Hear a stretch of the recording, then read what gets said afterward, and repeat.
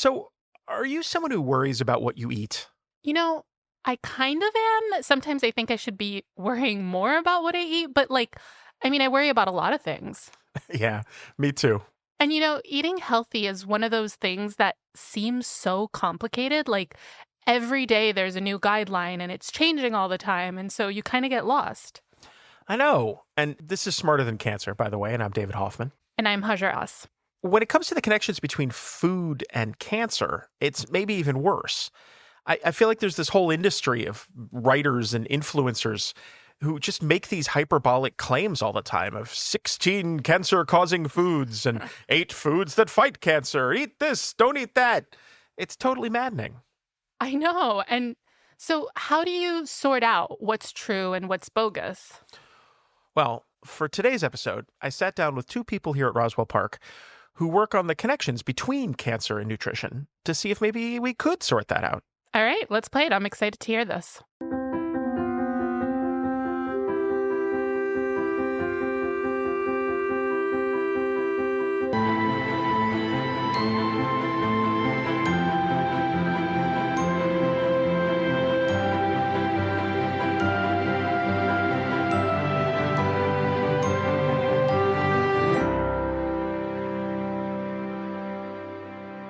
To start with, there are no good foods and bad foods. Despite all the reporting about superfoods and junk foods and cancer-curing foods and cancer-causing foods, at a fundamental level, there are just nutrients. We need certain amounts of various nutrients to run our bodies, as well as other things like water and fiber. But how exactly we acquire them doesn't really seem to matter that much. That's a mind shift that I wish that people would have, because I feel like it's all like good foods, bad foods. I have to cut out the bad foods. That's just not realistic. All foods are nourishing. How do you feel when you see these sort of things zoom by on the internet of eat more almonds, stop eating kiwi? Yeah, I've seen so much stuff. One crazy one I think was juicing celery was going to reduce the temperature of your liver and thereby help your liver health and help you lose weight, which I thought was very, very strange. Why would you want to reduce the temperature of your liver? I don't know. That was Dr. Karen Yeary, a nutrition researcher in the Department of Cancer Research and Control here at Roswell Park, followed by Kayla Keogh, a registered dietitian who works with cancer patients here. And if I learned one thing from my conversations with both of them, it's that good nutrition, whether you're dealing with cancer or just trying to be a healthy person generally, is much more complicated than this good, that bad. And in the world of cancer particularly, because people are so scared and so fervently looking for answers, this kind of hokum pops up in both directions.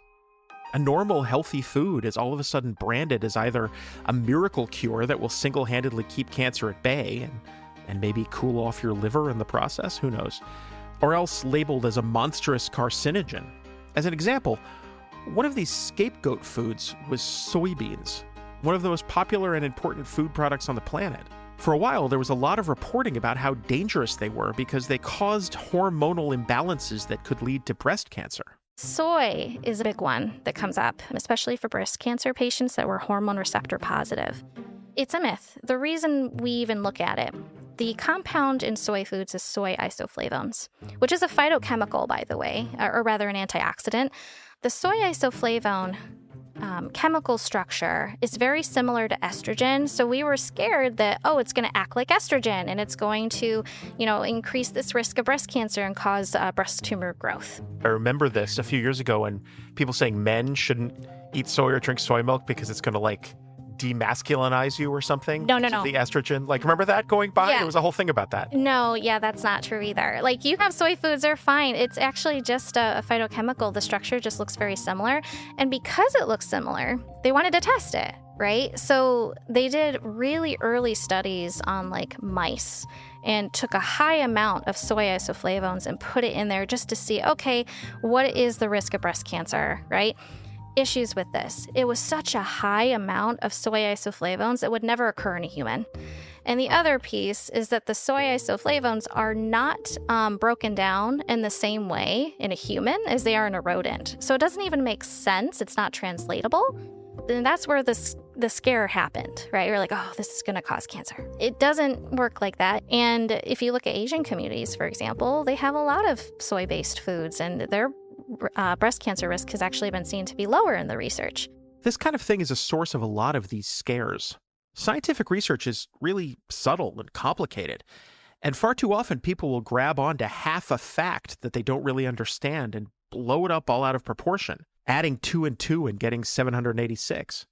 And these kind of misunderstandings can run really deep, down to how we think about the most basic and important nutrients. Take, for example, sugar. Sugar feeding cancer is a myth. And the reason why I want to bring this up is because everyone's afraid of sugar, including from fruit sometimes when they hear about this. And I don't want you to be terrified that the moment you eat something sweet, now you're feeding cancer in your body. Sugar in and of itself is, I should say it this way, glucose is the form of energy in your body. And it has to constantly be at a certain level in your blood, because it feeds your brain. Your brain can't run off of proteins or fats for energy specifically. It has to use glucose, which comes from your carbs.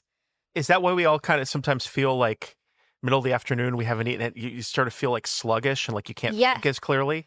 Yes. It's literally I ask sugar in about your brain? afternoon slumps from all my patients. Are you having an afternoon slump? Where is your energy low in the day? And that's a very common answer, often because they're not eating enough carbs throughout the day because they think they're bad. Wow.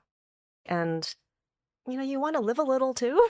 Like Totally. foods that are deemed as quote unquote bad, they can be very enjoyable. And why cut out that pleasure? I think you can still enjoy that as long as you keep in mind the portion sizes. If you like sodas, I think that can be a part of a healthy diet. It's just about the amount and the frequency. There's a thing that the dose makes the poison, right? Like anything is bad for you if you consume too much Too of much it? of anything is bad for you. Yeah, even certain foods that you consider healthy all the time, like vitamins, for example, a lot of them have an upper limit. You can't take a bunch of vitamins all the time. You could actually put your body at risk of other issues. If you take something, a quote unquote healthy food like carrots, which has rich in vitamin A, and if you eat too much of it, you'll die from vitamin A toxicity. It's all about portion and moderation. Yep, too much of anything could be a bad thing. We should pause on sugar, though, because it brings us to something that is not a myth. An actual, well-documented cancer risk that is very much connected to food, while sugar itself is not inherently bad for you. In fact, as we heard, the right amount of sugar is necessary if you want to keep your brain functioning. Eating too much sugar can be a factor in a condition that is absolutely shown to cause cancer. Some researchers even believe that it is currently causing cancer in more people in the United States than anything else other than genetics. More than environmental toxins, more than asbestos, more than smoking even. And unfortunately, it's a condition that affects roughly half of American adults. I'm talking about obesity. The association with sugar and cancer is that if you have too much added sugar too often, that leads to weight gain and over time increase in percentage of body fat, which thereby will increase your risk of cancer. So that's really the risk and how the association is there. To begin with, we should acknowledge that teasing out a connection like this is really tricky. There aren't perfectly straight lines from any environmental or lifestyle factor to a disease like cancer, because the systems around them are so complex. But we do know a lot about what being significantly overweight does to your body. It makes your heart work harder. It makes your joints work harder. It gets your hormones all out of whack. And all of this leads to excess stress and inflammation in your body. And as we've heard many times in this series, stress and inflammation are things that absolutely help cancers develop. Being overweight or obese, it places your body in a kind of sub-inflammatory state. And inflammation is what makes it so, the body is more likely to be at risk for cancer happening. Basically, as somebody starts to gain weight and it gets to a point where it's, a little too much and it's putting more pressure on their body, it can reduce their mobility. It can create more inflammation naturally in the body just by holding too much fat in the body. So this is what's really causing that link, is that state of inflammation. So it kind of puts your body, in this state where it facilitates cancer. Scientists have showed clear connections between the inflammatory effects of obesity and at least 13 different kinds of cancer. And again, it's really hard to identify a clear single cause of most cancers. They usually appear at the crossroads of a bunch of different risk factors. But some researchers have estimated that obesity is directly responsible for a really huge portion of the cancer deaths in the United States. About 20% of cancer deaths in women, and then about 14% of cancer deaths in men. And so, yeah, it's a lot more than one would think. And so, if you're one of those people who are carrying around extra weight, it's hard to hear statistics like that and not immediately want to trim down. I've struggled with my weight my whole life, and then it's, I could, I'm heavier than I should be now for certain. But I feel it's often like healthcare providers, healthcare professionals, will just lose weight as if it's this very easy thing to do. And I think, it depends on your metabolism, it depends on your lifestyle, it depends on all sorts of things. It is hard. So how can you make that easier for people? I mean, that's $1 million question, right? It's a complicated disease. That's why it has been increasing over time, despite all this research. There's a lot of what we call these gold standard complex interventions that we know work, but it's not feasible for the average person to do. Basically, encouraging people to eat 500 fewer calories a day. But it's an intensive 6-month to 18-month program where we ask people to write down what they eat, what time they eat it, figure out the calories and the fat, calculate all of that, and make sure that they're meeting those needs. And that's just the tip of the iceberg. Weigh yourself every day. Write down, keep track of the physical activity that you're doing every day. It's not practical for a lot of people to do. I tried it myself because I like to try interventions before I ask people to do them. And it's a beast. If you have any type of a life, it takes a lot of commitment, a lot of resources. Just think about it. Just the fact of, how would you feel if someone's like, okay, in this program for 6 months, every single day, everything that you eat, everything that you drink, what time, measure it, calculate the calories and fat, weigh yourself. It's even me thinking about it, I feel stressed out. How do you help this sort of deep stress relief not be a source of different stress? If you're talking about sort of emotional stress, mental stress, how you're feeling, Yep. Changing your diet can be a very stressful thing to do. Yes. Yeah, that's a great point. So that is multifaceted. So avoid the crash diets, avoid trying to look for the magic pill. Think about something that you can change really small. Let's take some healthy snacks and make sure you drink enough water. Maybe that's your goal for right now. And then we can get to what's some specific meal plans we can do. Don't change everything at once. Small changes at a time is huge for anybody. One important thing to remember in this is that losing weight doesn't necessarily mean that you're getting healthier. You still need to be maintaining the right balance of nutrients in your body, or you're just starving yourself, and that's not healthy for anyone. Malnutrition occurs at every size. Your body composition is important to consider, and you can tell what kind of weight you might be losing by how you feel. If your energy is off, if your strength is going down, if you can't focus in the day and you have a lot of brain fog, you're not losing the right weight. You're losing lean body mass, muscle, bone. You may lose some fat along with that, but trust me, those other structures you do not want to lose, especially in cancer treatment. I've done weight management for so long now for counseling with that, and what I see for most people, about 99% people I see that are coming for weight loss are actually not eating enough. Wow, that's not something you hear much. Yeah, it's definitely perplexing for my patients whenever they come to see me and they're saying, Kayla, I'd like to lose weight. And I'm like, okay, eat more.